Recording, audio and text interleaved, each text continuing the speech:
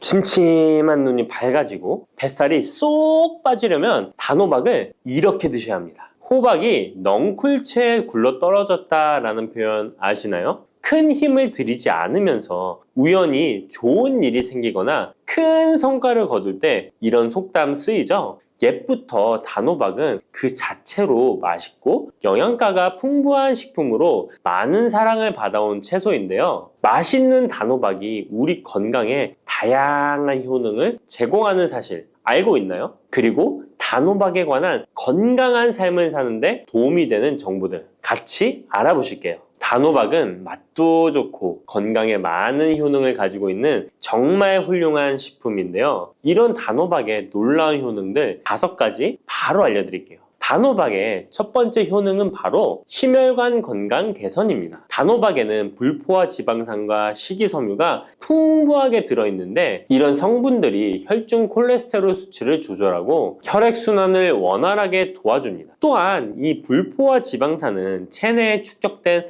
나쁜 콜레스테롤을 감소시키고 혈관벽을 건강하게 유지하는 데에도 효과가 있습니다. 또한 단호박에 포함된 칼륨은 혈압 조절에도 효과적인데요. 칼륨은 나트륨의 작용을 중화시켜 혈압 상승을 방지하는 데 도움을 주게 되는데 그래서 칼륨이 풍부한 단호박은 고혈압 예방과 관리에 유익한 식품인 것이죠. 평소에 심혈관 질환이 걱정되거나 고혈압을 관리하고자 하는 분들에게 단호박은 매우 좋은 식품인데요. 단호박을 자주 섭취하면 혈액순환이 개선되고 혈압이 안정되므로 심장질환 예방에 매우 효과적이기 때문에 심혈관 건강을 지키는데 큰 도움이 됩니다. 심혈관 건강, 이제부터는 단호박으로 예방해보세요. 단호박의 두 번째 효능은 다이어트에 효과가 좋다는 것입니다. 단호박은 저칼로리 식품으로 다이어트를 할 때 섭취하면 매우 좋은 음식인 거 아시나요? 단호박의 열량은 100g에는 약 40에서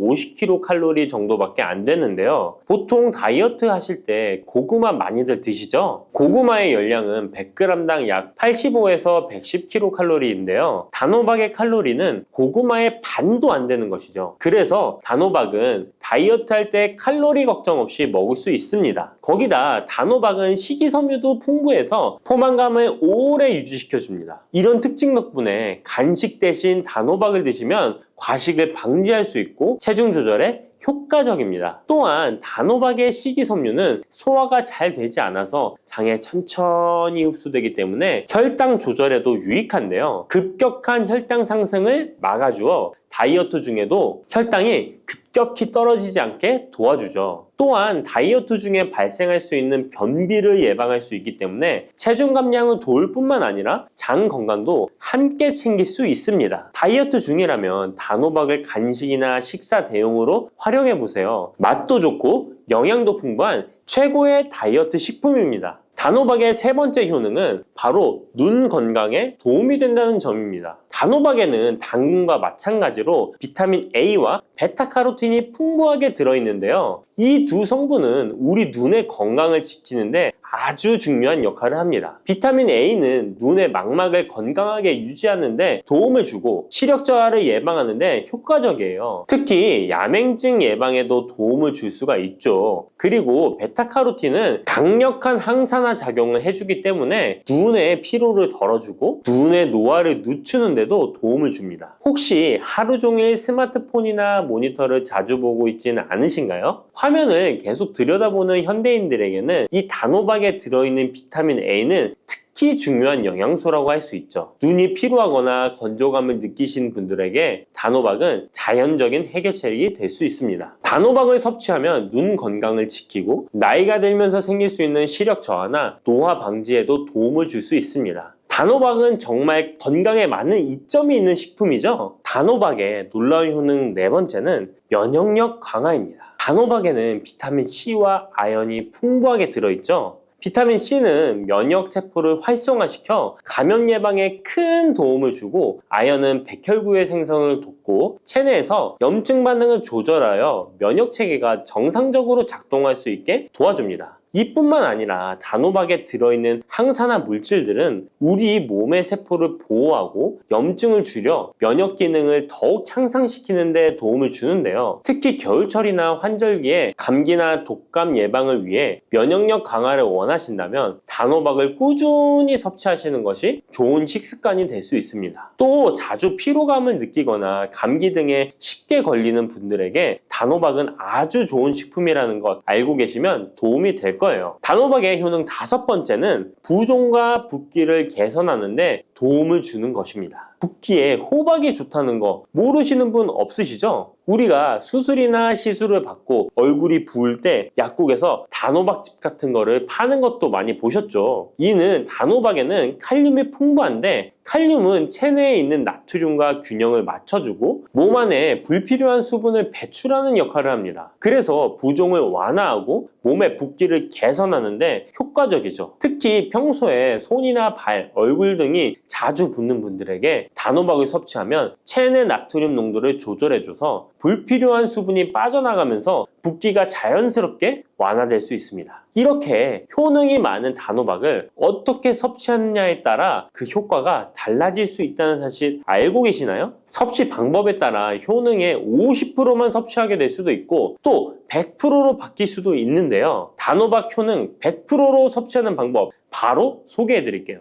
이 단호박 건강을 위해 섭취하는 방법 첫 번째는 껍질까지 섭취하는 것입니다. 단호박의 껍질은 과육과 견주어 봐도 손색 없을 정도의 많은 영양소를 포함하고 있는데요. 단호박의 껍질에는 대부분의 폴리페놀이 함유되어 있어 드실 때는 꼭 껍질까지 함께 드셔야 합니다. 단호박 껍질에는 단호박 속 알맹이에 없는 페놀산이 들어있는데요. 이 페놀산은 노화를 방지하며 혈액순환을 도와 심혈관 질환 예방에도 효과적입니다. 또한 껍질에는 비타민 A와 비타민 C, 항산화 물질들이 포함되어 있어 피부 건강과 면역력 강화에도 효과적입니다. 그래서 단호박을 섭취할 때는 꼭 껍질까지 함께 먹는 것이 좋은데요. 물론 껍질을 먹을 때는 꼭 깨끗하게 세척을 하고 농약이나 불순물이 묻어있지 않은지 잘 세척하고 확인하는 것이 매우 중요합니다. 그리고 껍질이 두껍고 질기게 느껴진다면 부드럽게 찌거나 껍질째 구워서 섭취하면 훨씬 더 편하게 먹을 수 있습니다. 단호박은 버릴 게 하나 없는 채소인데요. 호박잎도 몸에 매우 유익하다는 거 알고 계셨나요? 호박잎은 비타민 A, C, 칼슘, 철분이 풍부해서 뼈 건강에도 도움이 되고 또한 항산화 성분이 많아 체내 염증을 줄이고 소화 기능을 돕는 데에도 효과적인데요. 특히 피로 회복에 좋고 체내 독소를 배출하는 데 도움을 줍니다. 호박잎은 찜이나 볶음 등으로 다양하게 요리하여 섭취할 수 있습니다. 호박잎을 섭취하는 것도 단호박을 더 효과적으로 활용하는 좋은 방법이니 버리지 말고 꼭 같이 드셔보세요. 단호박을 먹을 때 호박씨를 빼놓을 수 없죠. 호박씨가 수면에 도움을 준다는 것 들어보셨나요? 호박씨에는 트립토판이라는 성분이 들어있어서 이 성분은 수면 개선에 큰 도움이 됩니다. 트립토판은 세로토닌과 멜라토닌으로 변환되는데 이 두 물질은 우리의 수면 리듬을 조절하는데 중요한 역할을 하죠. 그래서 불면증이나 수면의 질이 낮은 분들에게 호박씨는 정말 유용한 식품입니다. 또한 단백질과 건강한 지방이 풍부하여 혈당 조절에도 도움을 줄 수 있는데요. 혈당이 급격히 오르거나 내리는 것을 막아주고 당뇨병 예방에 효과적입니다. 그래서 호박씨는 다이어트에 매우 좋고 식사 후 간식으로 섭취하면 포만감을 오래 유지시킬 수 있습니다. 여담으로 우리 다른 사람의 단점을 뒤에서 이야기하는 것을 보고 뒷담화한다고 하고 호박씨 깐다고도 하잖아요. 과연 어떤 것 때문에 이런 이야기가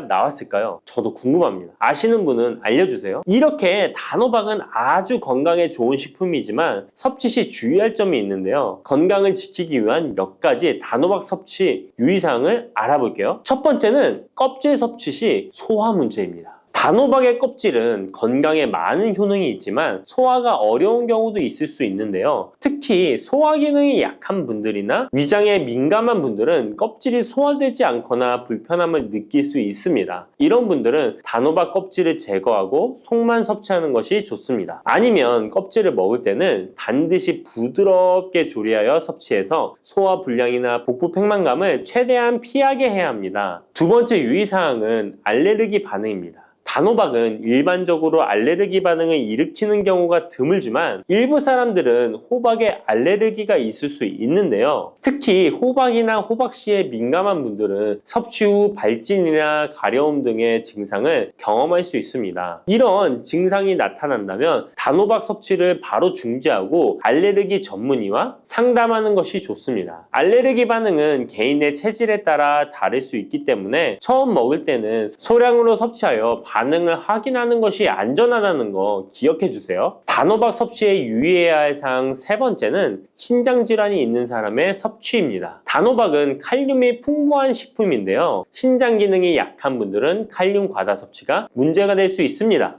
칼륨이 과잉 섭취되면 신장에 부담을 줘서 부종이나 혈압 상승 등의 문제가 발생할 수 있기 때문인데요. 신장 질환이 있는 사람은 칼슘 섭취를 조절해야 하므로 단호박을 섭취하기 전에 반드시 의사와 상담하는 것이 좋습니다. 신장에 문제가 있는 분들은 단호박 섭취 시에 본인에게 맞는 양을 조절하여 섭취해야 합니다. 네 번째, 단호박 섭취 시 유의사항은 다이어트 시 과잉 섭취입니다. 아까 얘기 드렸듯이 단호박은 다이어트에 유익한 식품이라고 했잖아요. 하지만 다이어트에 도움이 되는 단호박도 조리 방법에 따라 칼로리가 달라질 수 있습니다. 예를 들어 단호박을 버터나 크림 등 고칼로리 재료와 함께 조리하면 그만큼 칼로리가 높아져서 다이어트에 좋지 않을 수 있습니다. 다이어트를 하시는 분들은 단호박을 찌거나 구운 방법으로 조리하고 고칼로리 재료를 피하는 것이 건강하고 성공적인 다이어트를 위해서 꼭 필요합니다. 또한 단호박에 포함된 당분은 비교적 낮지만 당뇨가 있는 사람은 과도하게 섭취하지 않도록 주의해야 합니다. 마찬가지로 다이어트 중에도 혈당의 급격한 상승을 막기 위해 적당량을 섭취하는 것이 중요합니다. 팥을 이렇게 드시면 당뇨 사라지고 뱃살 쏙 빠져요. 여러분, 겨울에 동지가 되면 우리가 무엇을 먹나요?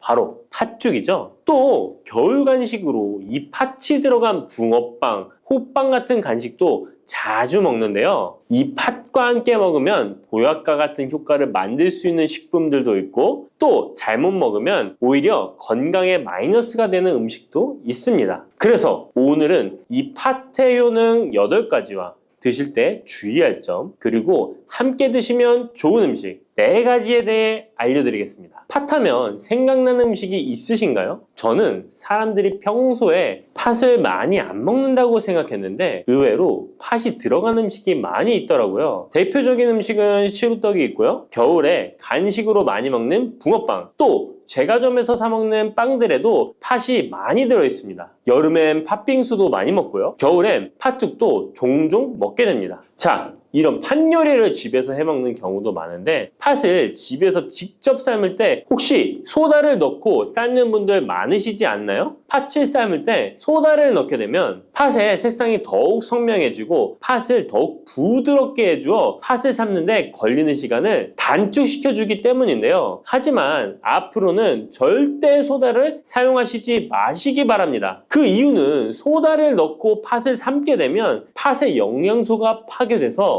팥에 좋은 성분을 먹을 수 없게 되기 때문인데요. 자, 그래서 어떻게 팥 요리를 하는 게 좋은지 알려드릴게요. 팥을 삶을 때 먼저 흐르는 물에 깨끗이 세척해서 이물질을 제거해 주시고요. 물에 담가 약 4시간 정도 불려주십니다. 그렇게 불린 팥을 물에 넣어 삶아주면 붉은색의 팥 삶은 물이 생기잖아요. 바로 이 팥을 삶은 물이 건강에 정말 좋다는 사실 알고 계셨나요? 그 이유는 팥에 들어있는 사포닌이라는 성분 때문입니다. 간혹 팥 삶은 첫물에는 팥에 독소가 있어서 버려야 한다는 분들이 계신데요. 이는 잘못된 정보입니다. 왜냐하면 팥 삶은 첫물에 사포닌 성분이 가장 많이 들어있기 때문에 이걸 버리지 마시고 따로 담가 두었다가 하루에 1~2잔씩 차로 드시면 좋습니다. 자, 그럼 이제 팥의 구체적인 효능에 대해 말씀드릴 건데 첫 번째는 혈관 건강에 많은 도움이 된다는 것입니다. 앞에 말씀드린 팥물은 혈관 청소부라는 별명이 있을 정도로 혈관을 깨끗하게 해주는 효능이 있습니다. 그 이유는 팥에 함유된 강력한 항산화 성분인 안토시아닌이 혈관 내 활성산소를 제거해줘서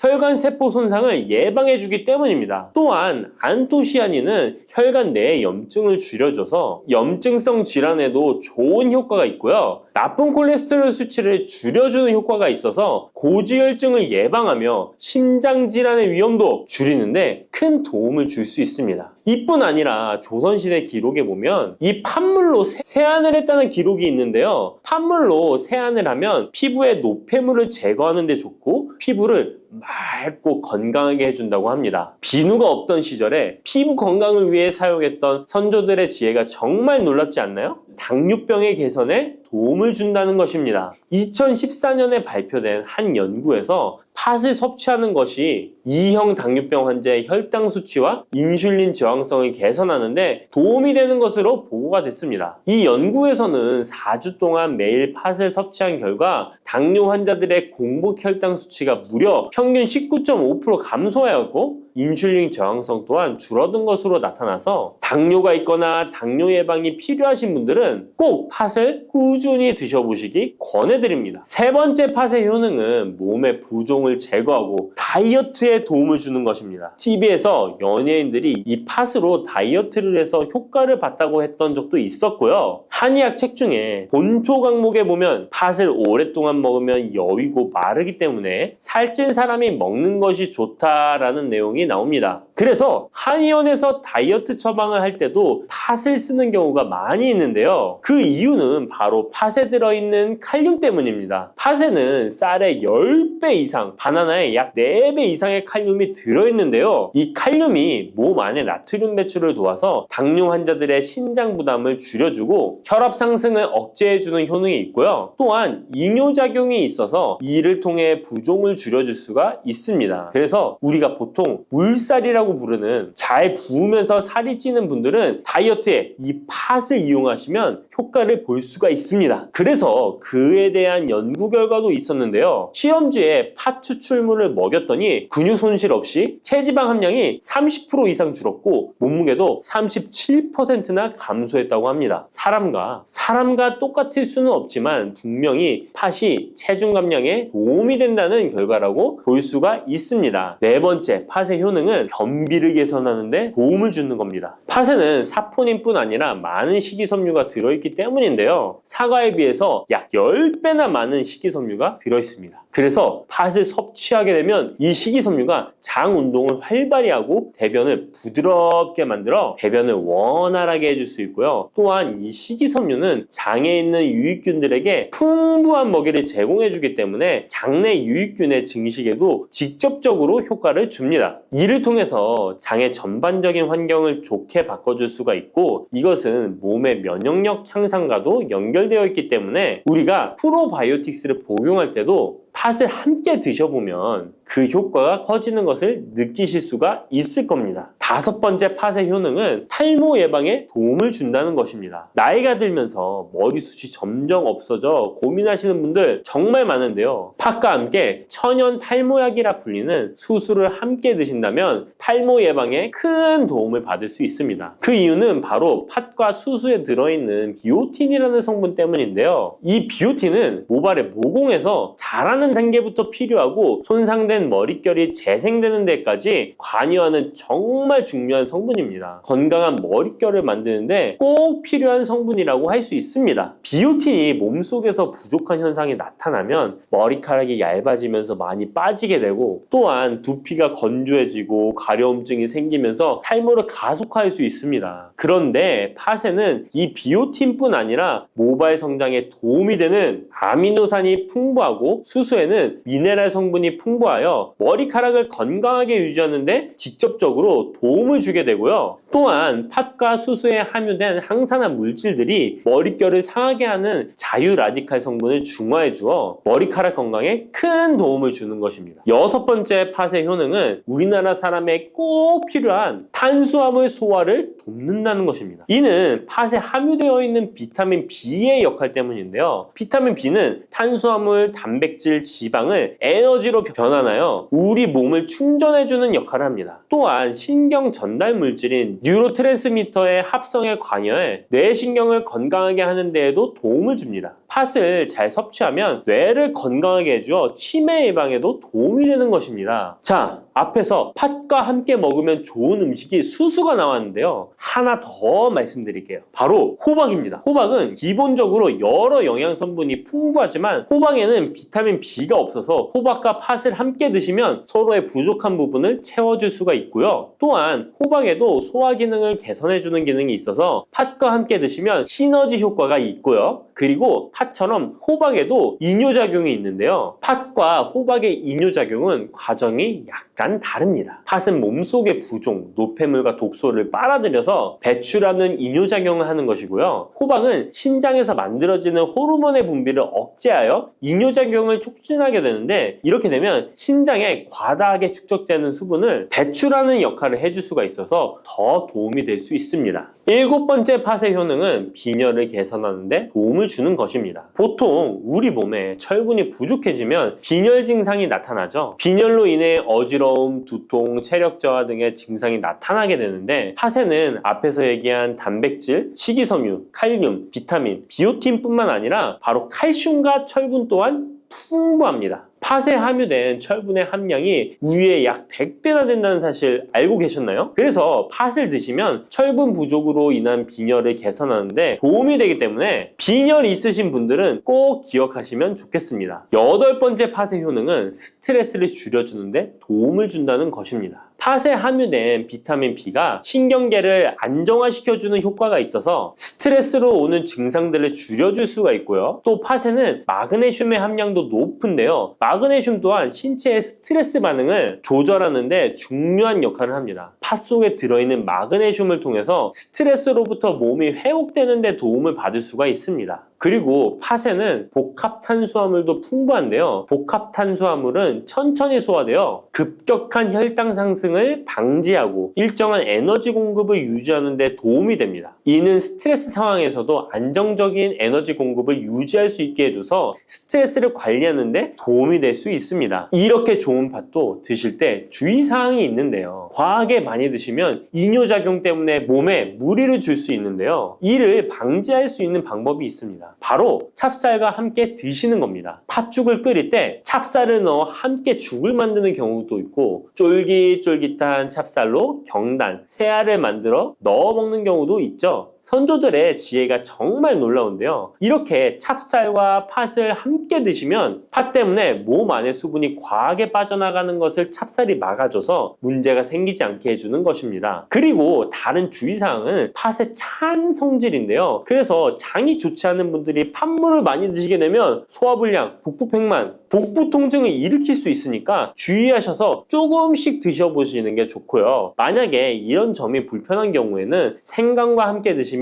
그 불편함을 줄일 수가 있습니다. 생강의 따뜻한 기운이 팥의 차가운 기운을 중화시켜줘서 장에 무리를 덜 주게 되고요. 그리고 팥에는 항암 효과가 뛰어난 안토시아닌이 풍부한데, 생강에도 생강의 매운맛을 내는 진저롤과 쇼가올 성분이 몸속의 발암물질을 제거해주는 효과가 있어서 함께 드시면 상승 효과를 볼 수가 있습니다. 그리고 이때 생강을 쪄서 말려서 드시면 이런 효과가 약 10배 정도 증가된다고 하니까 꼭 기억하시면 좋겠습니다. 단백질 폭탄으로 알려진 두부는 건강식으로 많이 드시는 대표적인 식재료입니다. 그런데 두부를 잘못 드시면 오히려 건강을 해칠 수 있다는 사실 알고 계신가요? 두부를 먹을 때 독이 되는 최악의 경우, 그리고 두부를 어떻게 먹어야 우리 몸에 보약이 될 수 있는지에 대해 알려드리겠습니다. 두부가 오히려 건강을 해치는 첫 번째는 바로 GMO 유전자 변이된 콩으로 만든 두부를 먹을 때입니다. 2018년 보도자료를 보면 수입콩을 사용해 만든 두부 7종류 중에서 6종류가 GMO 성분이 검출되어 파문이 일었던 적이 있습니다.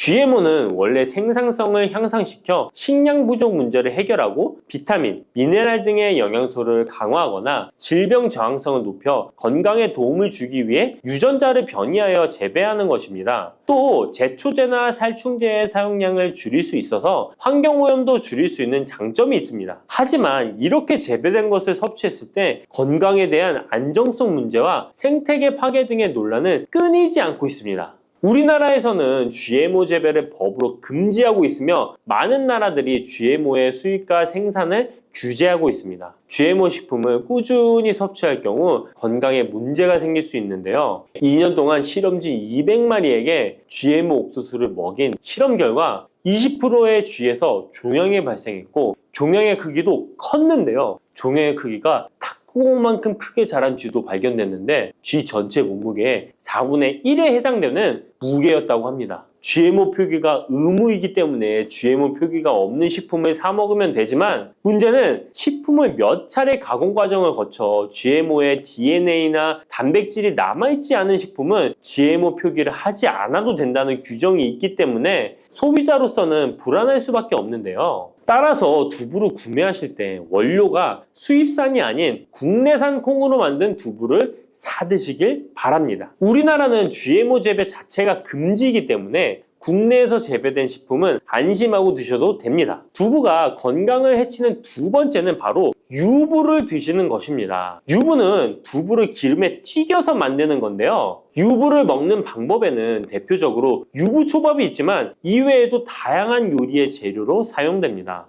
유부의 고소한 맛과 부드러운 식감 때문에 다양하게 사용되지만 건강에 해로울 수 있으니까 주의하셔야 됩니다. 두부를 기름에 튀겨 만든 유부는 칼로리가 높아질 뿐만 아니라 트랜스 지방이 생성됩니다. 트랜스 지방은 혈관 내 콜레스테롤을 증가시키고 심혈관 질환의 위험을 증가시킵니다. 이로 인해 대사증후군과 뇌 기능에도 영향을 미쳐 인지력, 학습 능력을 감소시키는 부작용을 일으킬 수 있습니다. 유부를 아예 드시지 말라는 게 아니라 맛이 좋고 간단하게 식사 대용으로 드실 수 있는 유부만 맛이 좋고 간단하게 식사 대용으로 드실 수 있는 유부지만 과하게 드시지 않고 적절히 드시면 좋겠죠? 세 번째, 두부를 드실 때 주의할 점은 시금치와 함께 드시면 안 된다는 것입니다. 시금치는 철분이 풍부하게 함유되어 있어 빈혈 예방에 효과적으로 알려져 있습니다. 또한 비타민 A, 루테인, 제아잔틴 등의 영양소가 풍부하여 눈 건강 증진에 탁월한 효능이 있고 마그네슘, 비타민 K 등이 풍부해서 뼈 건강 증진에 효과적인 것으로 알려져 있습니다. 그러나 문제는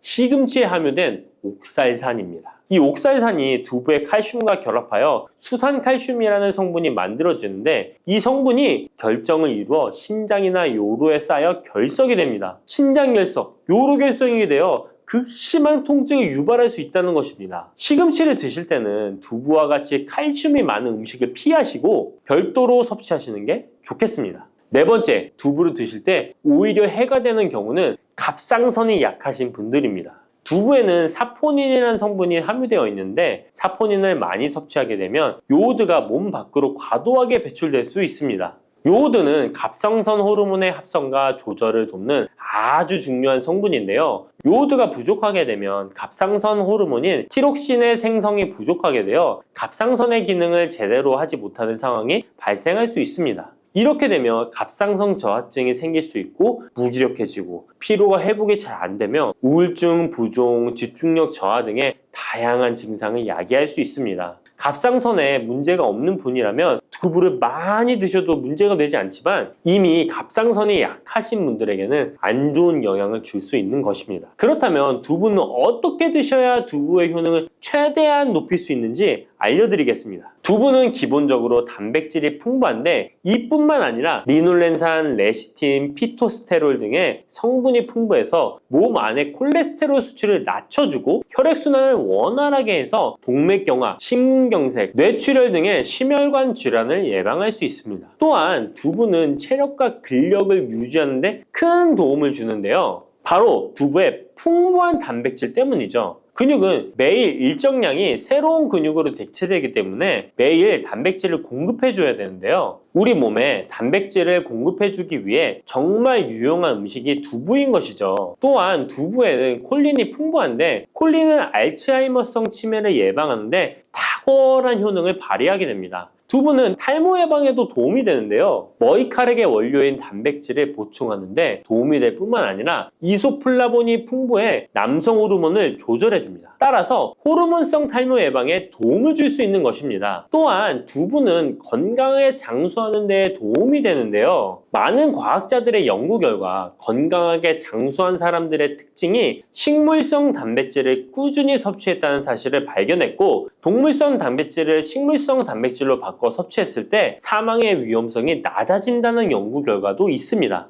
이러한 효능이 극대화가 되려면 소화 흡수가 잘 되어야겠죠. 두부 중 소화 흡수가 가장 잘 되는 것이 바로 순두부입니다. 순두부는 일반 두부와 마찬가지로 비질을 분리한 콩물에 응고력이 약한 응고제를 넣어 만든 것인데요. 그렇기에 훨씬 부드럽고 소화 흡수가 잘 되는 형태가 되는 것입니다. 하지만 단점은 일반 두부보다 단백질, 섬유질 등의 영양 성분의 함량이 떨어지는데요. 이런 단점을 보완하기 위해 계란과 함께 드시면 좋은 대안이 될 수 있어요. 순두부찌개에 계란이 들어가 있는 것이 맛뿐만 아니라 영양적으로도 찰떡궁합인 것이죠. 순두부와는 식감이 완전히 다른 쫄깃한 두부면이 요즘 인기가 높아지고 있는데요. 밀가루를 대체할 수 있는 다이어트 식품으로 많이 알려지고 있습니다. 다양한 면 요리에 사용되는데 단순히 두부를 면 모양으로 만든 것이 아니라 일반 두부보다 단백질의 함량이 2배 정도 높아서 건강에 더욱 좋은 식품입니다. 두부에서 수분을 빼고 응축시켜 만들기 때문에 같은 무게당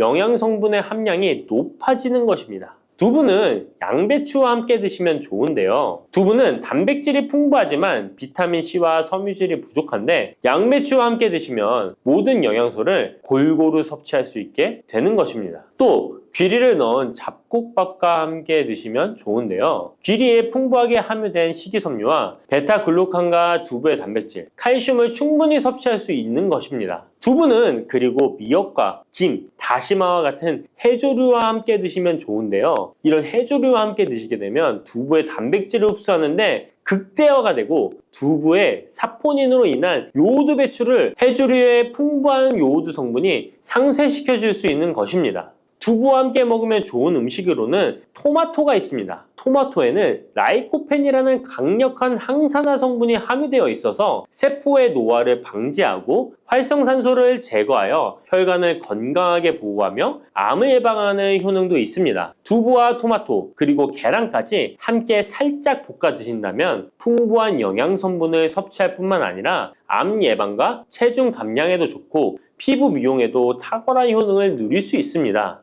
녹두는 이렇게 드셔야 당뇨가 예방되고 혈당이 쑥 떨어집니다. 한의학에서는 약으로 사용할 정도로 약효가 뛰어난 식재료가 녹두입니다. 우리 선조들은 이 약효를 잘 알고 일반 가정에서도 많이 사용했습니다. 이런 녹두가 만병의 근원인 고혈압과 당뇨에도 좋다는 사실 알고 계셨나요? 그런데 이렇게 좋다는 녹두도 잘 알고 드셔야 하는데요. 잘못 드시면 우리 몸에 독이 될 수도 있고 잘 드시면 보약이 될 수도 있습니다. 녹두는 어떻게 또 무엇과 먹어야 되고 주의할 점은 무엇인지 모두 알려드릴게요. 녹두에 약간 거친 식감을 싫어하시는 분들이 껍질을 까고 녹두 속 알맹이만 드시는데요. 녹두에 놀라운 영양 성분들이 거의 다 껍질에 있기 때문에 녹두 껍질은 반드시 함께 드셔야 합니다. 녹두에는 식이섬유가 풍부하고 소화를 돕는 효소가 많아 소화가 잘 안 되는 분들이 드시면 도움이 되는데요. 녹두에 풍부한 식이섬유가 장 운동을 활발하게 하고 소화를 돕는 효소가 장내의 유익균을 풍성하게 해줘 장 건강을 개선해 줄 수 있습니다. 우리 선조들은 기억력이 많이 약해진 환자에게 녹두죽을 먹여 몸을 회복시켜 주었는데요. 그만큼 몸이 약해진 환자들의 몸에도 흡수가 잘 될 만큼 녹두가 우리 몸에 좋다는 것이죠. 놀랍게도 녹두에는 마그네슘, 칼슘과 같은 미네랄 성분들도 풍부한데요. 이 풍부한 칼슘은 골다공증을 예방하고 뼈를 튼튼하게 하는 효과가 있습니다. 칼슘이 뼈를 이루는 주 성분인 것은 잘 알고 계시죠? 마그네슘은 이런 필수 미네랄인 칼슘의 흡수를 도와주기 때문에 녹두가 뼈 건강에도 놀라운 효능을 발휘할 수 있는 것입니다. 그런데 녹두는 성질이 차기 때문에 몸이 찬 분들은 주의해서 드시는 게 좋은데요. 이 때문에 녹두의 껍질을 벗기고 드시는 분들이 있습니다. 하지만 마늘과 함께 드신다면 몸이 찬 분들도 조금 더 편안하게 녹두를 드실 수 있습니다. 마늘의 따뜻한 성질이 녹두의 찬 성질을 중화시켜 주기 때문이죠. 이뿐만 아니라 마늘이 대표적인 항암식품인 사실은 알고 계시잖아요. 마늘에는 S알리시스테인과 알리신이라는 성분이 풍부해서 암세포를 억제하고 사면시켜주는 효능이 있습니다. 또한 강력한 항산화 성분인 폴리페놀이 많이 들어있어서 나쁜 콜레스테롤의 성장을 막아 혈관을 깨끗하게 만들어주기 때문에 심혈관 질환에 매우 탁월하답니다. 이뿐만 아니라 체내 지방의 대사를 촉진하여 지방 분해를 통해 체지방을 제거하고 비만을 예방하는 효능까지 있는 놀라운 식품이죠. 그래서 마늘을 녹두와 함께 드시면 시너지 효과가 있기 때문에 우리 몸에 보약이 될 수 있습니다. 마늘과 녹두를 함께 먹을 수 있는 가장 간단한 방법은 마늘 녹두밥을 지어 먹으면 되는데요. 녹두를 물에 충분히 불려서 밥을 하시면 녹두 껍질의 거친 식감을 완화시켜 편하게 드실 수 있습니다. 그리고 우리가 녹두하면 생각나는 대표적인 음식이 녹두 빈대떡이 있는데요. 맛있는 녹두 빈대떡에 돼지고기를 갈아서 함께 부쳐 먹기도 하죠. 이 방법은 영양학적으로도 탁월한 조합이 됩니다. 녹두에 부족한 필수 아미노산인 트립토판 같은 성분이 돼지고기에 풍부하게 들어있기 때문인데요. 트립토판이나 메티오닌 같은 필수 아미노산은 우리 몸에서 합성되지 않아 반드시 음식을 통해 섭취해야 합니다. 돼지고기가 이런 아미노산의 훌륭한 공급원이 될 수 있기 때문에 나이가 들면서 기력이 약해진 분들이 녹두와 돼지고기를 함께 드시게 되면 기력 회복에 좋은 효과를 보실 수 있습니다. 또한 돼지고기에는 단백질이 풍부하여 근육을 튼튼하게 하는데 도움을 주고 풍부한 비타민 B1은 피로 회복과 신경 안정에도 매우 효과적입니다. 철분도 풍부해 나이가 들며 부족해지는 철분 보충에도 효과를 볼 수 있고 필수 지방산인 리놀렌산이 많아 동맥경화와 고혈압 같은 성인병의 예방, 아연, 셀레늄, 비타민 B6 등의 영양소가 면역력을 강화하는 데에도 도움을 줍니다. 녹두는 또한 혈당을 낮춰주고 인슐린 감수성을 높여주는 효능이 있어서 당뇨 관리에도 너무 좋은 식품인데요. 풍부한 식이섬유는 소장에서 당의 흡수를 지연시켜주고 다양한 미네랄과 비타민이 당뇨로 인한 합병증을 예방하는 데에도 좋은 효능이 있습니다. 이때 팥과 함께 드시면 이런 효과들이 매우 높아집니다. 팥은 강력한 항산화 성분인 안토시아닌이 풍부해서 혈관의 활성산소를 제거해주고 혈관세포의 손상을 예방해줘서 혈관을 깨끗하고 건강하게 해줄 수 있습니다. 2014년에 발표된 한 연구에서 팥을 섭취하는 것이 2형 당뇨병 환자의 혈당 수치와 인슐린 저항성을 개선하는 데 도움이 되는 것으로 보고됐습니다. 이 연구에서는 4주 동안 매일 팥을 섭취한 결과 당뇨 환자들의 공복 혈당 수치가 평균 19.5% 감소하였고 인슐린 저항성이 감소하는 결과를 볼 수 있었습니다. 또한 팥은 쌀의 10배 이상, 바나나의 4배 이상의 많은 칼륨을 함유하고 있는데요. 칼륨은 몸 안에 나트륨을 배출하고 당뇨 환자의 신장 기능을 강화시켜주며 혈압 상승을 억제해주는 효능이 있습니다. 팥은 한의원에서 다이어트를 위한 처방을 할 때도 사용되는데 팥의 풍부한 칼륨은 이뇨작용을 통해 부종을 줄여줄 수 있기 때문에 지방이 몸에 축적이 잘 되어 살이 찌는 사람에게 효과적입니다. 특히 쉽게 붓고 살이 찌는 분들에게 더욱 효과가 좋은데요. 한 실험에서 실험지에 팥 추출물을 먹였더니 체지방 함량이 30% 이상 줄었고 몸무게도 37%나 감소한 결과를 발표하기도 했습니다. 자, 이렇게 녹두와 함께 복용하면 좋은 식품들을 알아보았는데요. 그렇다면 녹두를 복용할 때 주의할 점은 어떤 것이 있는지도 한번 살펴보겠습니다. 첫 번째는 녹두의 차가운 성질인데요. 녹두의 차가운 성질은 우리 몸의 열을 낮춰주고 스트레스를 해소하는 효과가 있습니다. 또한 염증 완화를 시키고 통증을 줄이는 데도 도움이 되는데요. 그래서 녹두로 속을 채운 베개를 쓰면 두통이 완화되기도 합니다. 다만 이런 찬 효능 때문에 녹두를 드실 때 주의하셔야 하는데요. 평소 몸이 찬 분들이 녹두를 많이 드시게 되면 오히려 몸에 해가 될 수 있습니다. 위나 장이 차가워지면 소화력이 떨어지고 복통이나 변비, 설사가 나타날 수 있습니다. 이런 분들이 녹두를 드시려면 앞에서 알려드린 대로 마늘과 함께 드셔보시기 바랍니다. 그리고 두 번째 주의할 점은 바로 녹두의 강력한 해독작용입니다. 녹두의 해독작용은 우리 몸의 중요한 장기 중 하나인 간에 많은 도움을 주는데요. 간은 우리 몸의 독소를 해독하는 역할을 맡고 있는데 녹두가 이런 간의 해독 기능을 도와주게 됩니다. 녹두의 풍부한 단백질과 펩타이드는 간 해독작용에 필요한 글루타치온의 원료를 공급해주며 체내의 중금속과 독성물질과 결합하여 몸 밖으로 내보내는 역할을 하게 됩니다. 특히 중금속 해독 연구에서는 납, 카드뮴 등의 흡수를 억제하거나 배출을 도와서 독성 완화 효과를 보여주기도 했습니다. 하지만 이런 효과가 우리가 보약을 복용하는 경우에는 상극이 될 수 있습니다. 보약의 효과가 녹두의 해독작용 때문에 많이 사라져버릴 수 있기 때문입니다. 그래서 한의원에서 한약을 지으면 녹두나 숙주나물을 먹지 말라고 얘기하는 겁니다.